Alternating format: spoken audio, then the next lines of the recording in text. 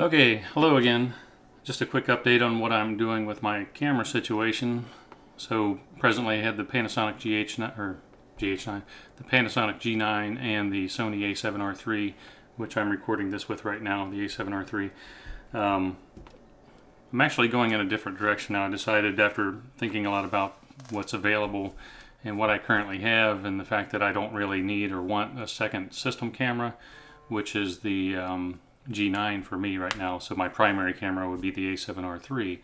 So I found myself not really using the G9 as much because I think, I'm like, well, going here or there, and I want the best image quality, so I'll just take the A7R3.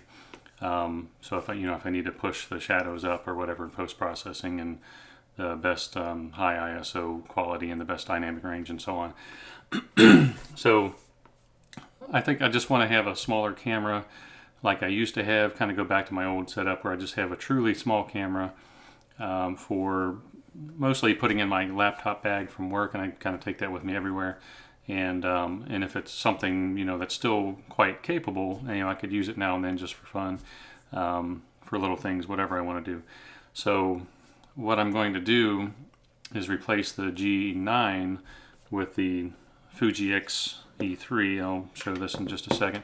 So the Fuji X-E3, I debated between the Fuji X100F and the X-E3, and I ultimately settled on the X-E3 just because it is more capable as far as the features and so on that it has. I don't really care about the hybrid optical electronic EVF on the X100F.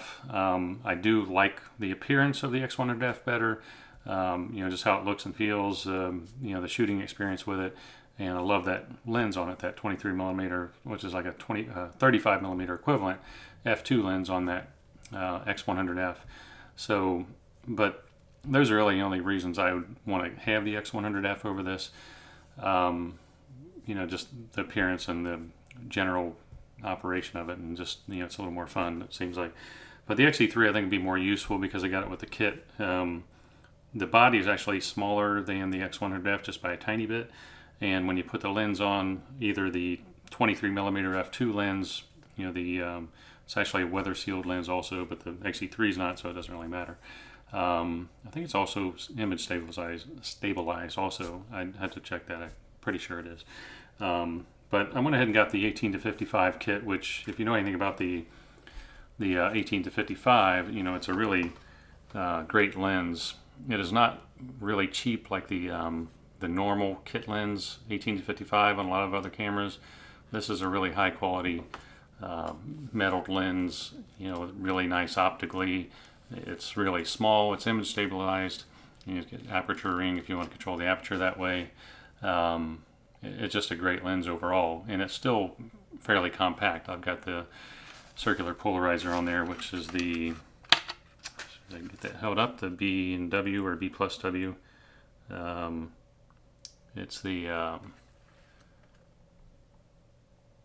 KSM the high transmission with the multi-resistant coating or whatever, MRC. And it's not the one that's the nano. This one is, if you see, this made in Germany, by the way. It's actually a little bit taller and deeper, so it's really easy to get a hold of. The nano version of this, I got rid of it on another camera, a different size filter like this, because it was just so hard to get a hold of and turn with your fingers, and when it was more stiff than this one, I could hardly ever turn the thing. It just drive me crazy. So I sold that and went back to this one. I guess you can maybe you can see the model number on there, but that's what that is. So the Xe3, of course it has, what does it have? The exposure compensation on top, one function button on top, the shutter speed on top. You can actually control the shutter speed with the rear dial also here. But as you know about Fuji, it has the switch on the side. On most of their lenses, on the higher level lenses, have the switch right in here, so you can change it from, I didn't mean to give you the finger, between aperture priority and like P mode, programmed auto, and if you're in up here on the shutter speed dial, than your like full programmed auto. But there's a little trick you can kind of get around shifting the aperture, because if you set up the rear dial to change shutter speed, you can actually change the shutter speed until you get to the point where it's affecting the aperture, either wider aperture or more closed down aperture. It just depends on the light you have, whether you can use that trick or not. But that's kind of one way around it. Otherwise, you have to flip the switch to get away from the auto on the aperture and change it with the dial on the ring on the lens. But you've seen a lot of reviews about the X-E3, I'm sure, already, so there's really not much point talking about it. But it does have a touch screen. It's got Bluetooth, which is one of the newer cameras from Fuji that does have Bluetooth, built-in Wi-Fi also. But again, there's really not. It also has the joystick. Fuji, for whatever reason, calls it the focus lever.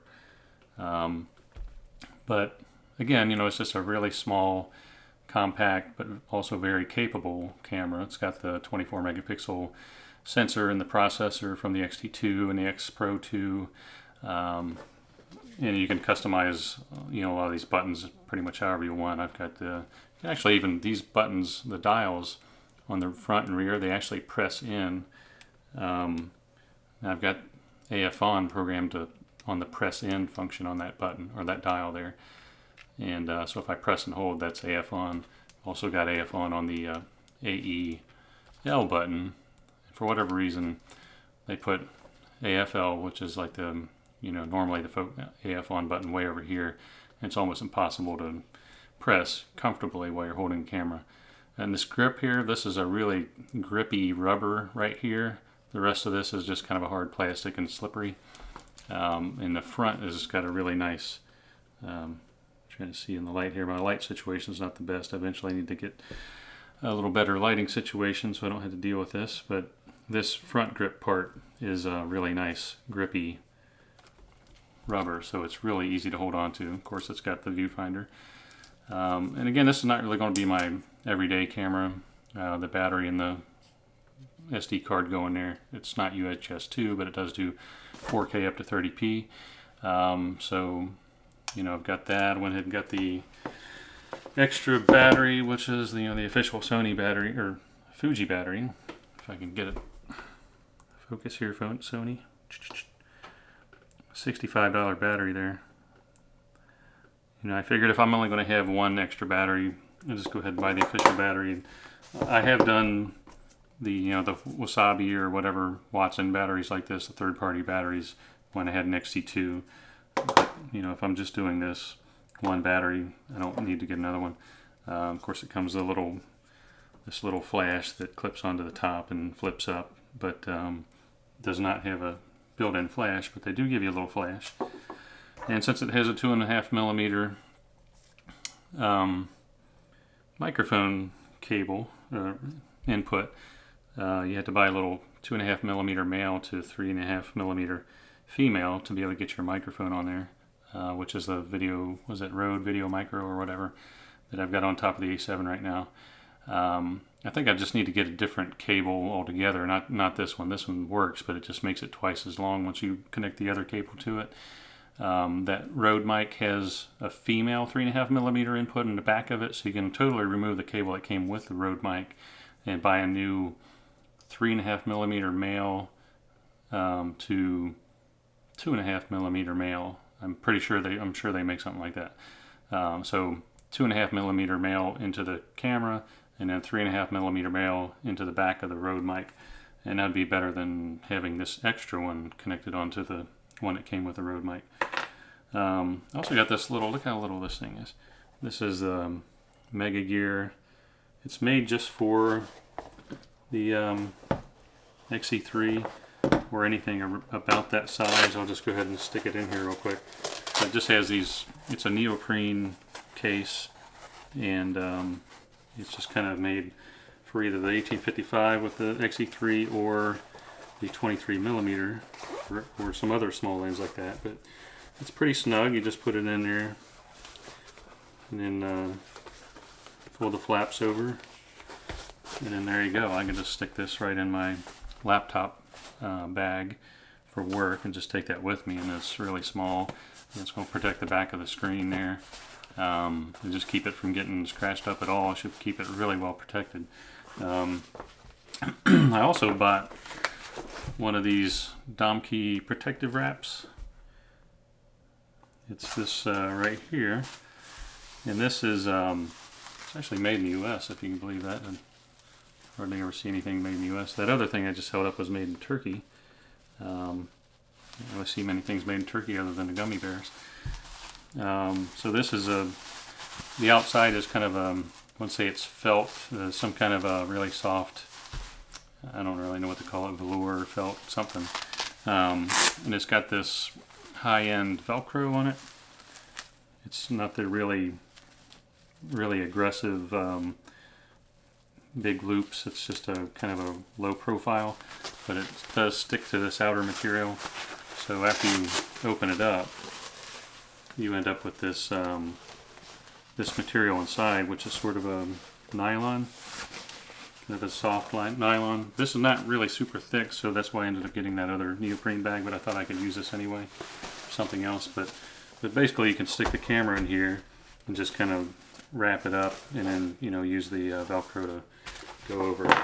And so you can use that for a lot of different things. I'm not sure what exactly I'm going to use it for right now, but anyway, that's it. So I don't know if I said what I was going to, did I say what I was going to replace the A7R3 with? If not, it'll be the Nikon Z6. I definitely don't need the Z7, the 45 megapixel. I don't need the 42 megapixel on the A7R3, but at the time they didn't have an A7 III, which is the normal, the 24 megapixel camera with the, the focus system from the A9, but it's got a worse viewfinder and, a few other worse things about it that compared to the A7R3, they kind of took away some nice things, but they gave you the nice focus system from the A9. So anyway, selling the G9, and got the X-E3 to replace it, and I'm not going to buy anything else for that. X-E3, I don't intend to spend any money on it, just what I have. If I do spend anything, it might just be the 23mm f2 lens, because it is relatively inexpensive. It's only $400 brand new, and it's a really high quality lens. That's the nice thing I like about Fuji, is they make some really nice lens at a very reasonable price. So the A7R III, switch over to the Nikon Z6. Hopefully I'll be able to get one when they're finally released at the end of November, early December. And I've got the 24 to 70 f4, that new S-line lens with that, and also bought the kit that includes the FT-Z adapter, so the F mount to Z mount adapter. And I probably will buy the F mount Nikon 28-300, because although people would say it's probably just a mediocre lens, but it's almost $1,000 lens new if you could find one used, $700 in really good shape. I think it's a really great lens. I've had one in the past, and I was very happy with the images from that, optically, and just the look and feel of the images that lens produces. And I think I had that on probably a D600 maybe. Can't remember exactly what camera, either D600 or possibly, it wasn't a D750 because I had the 24 to 120 on that. But anyway, 24 to 120 is really nice, but it's kind of big, and it's it limits you for what I want, to be able to go a little bit further. It'd be great if it was something like a 24 to 240 like Sony offers, but 28-300, it's okay with me. That'd be a good all-around vacation lens. And the 24 to 70 that I've seen from the examples and so on the S-line lens, that new lens from Nikon, it's outstanding image quality. Everything I've seen about the Nikon Z6, the body, everything is really well sealed, really great ergonomics, and I've seen plenty of videos out there, and daylight people doing face tracking with portraits and so on. I don't do a lot of that myself. I don't do fast action sports, so I don't really care if it's the best camera for tracking and continuous autofocus. It's really not my thing. So I think just as a good solid camera from Nikon, a company I've always loved, I think that'd be a good fit for me. And while the A7R III does produce really outstanding pictures, I've just never really fell in love with it like I have some of my old cameras like the D700 and so on. So that's the direction I'm going to go back to, and I hope I can just stick with that for 2-3 years or more and just keep the Nikon lenses and then just swap to a better improved version of the Nikon Z later on and just stick with that system because I think that would serve me well. So anyway, I'll stop rambling now. That's all I've got, and thanks for watching.